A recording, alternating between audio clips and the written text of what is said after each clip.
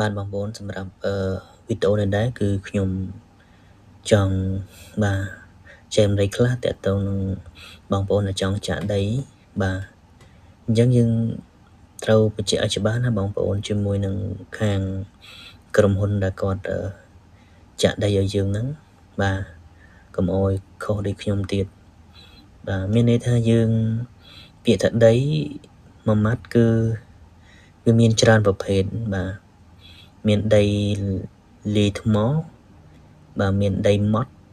ដីល្បាយខ្សាច់មានច្រើនទៀតបងប្អូនបាទប៉ុន្តែយើងចាក់ហ្នឹងយើងចង់បានដីកម្រិតប៉ុណ្ណាអញ្ចឹងបាទ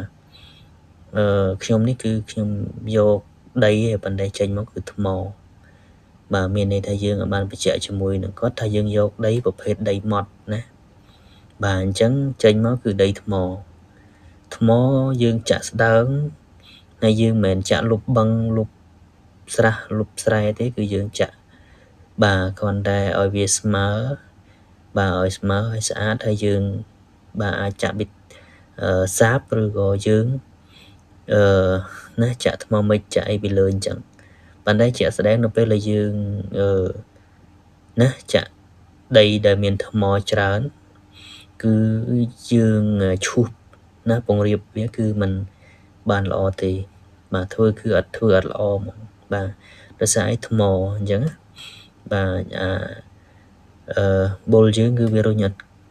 បានស្អាតទេវាកិនលើថ្មហ្នឹងហើយអញ្ចឹងនេះជាហេតុធ្វើឲ្យយើងមានការលំបាកក្នុងការដែលធ្វើដីនឹងឲ្យស្អាតឲ្យស្មើហើយយើងមិនចាំបាច់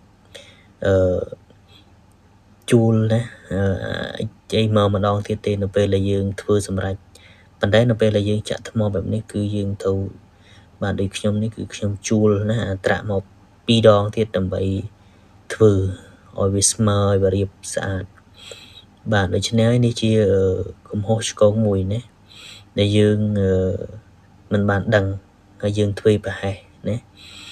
ហើយមួយទៀតខាងក្រុមហ៊ុនក៏គាត់គួរតែប្រឹក្សាបញ្យល់ឲ្យច្បាស់ហើយដឹងអំពីគោលបំណងរបស់យើងបាទពួកយើងមិនមែនអ្នក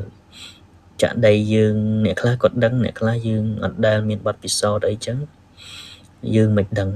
ហ្នឹងហើយយើងស្មានតែគាត់ចាក់ដីម៉ត់ឲ្យបាទហើយមួយទៀតពេលចាក់ថ្មយើងគិតថាត្រាក់អាបុលហ្នឹងវាកិនខ្ទេចប៉ុន្តែនៅពេលហ្នឹងគឺវាអត់កិនអត់អស់ទេបាទកិនអត់អស់ទេអញ្ចឹងហើយដែលយើងធ្វើឲ្យវាពិបាកក្នុងការពង្រាបឲ្យស្អាតតាមដែលយើងចង់បានអញ្ចឹងសូម5ទៅបងប្អូនបាទបញ្ជាក់ច្បាស់ជាមួយខាងក្រុមហ៊ុនបាទអរគុណច្រើនបងប្អូនបាទបងប្អូនមួយវិញទៀតពាក់ព័ន្ធជាមួយនឹងការដែលយើងទិញថ្មអញ្ចឹងគឺដឹកអត់បានច្រើនទេបាទដឹកបានតិចមែនទែនមួយឡានហ្នឹងហើយដោយសារអីវាថ្មវាអីច្រើនអញ្ចឹងណា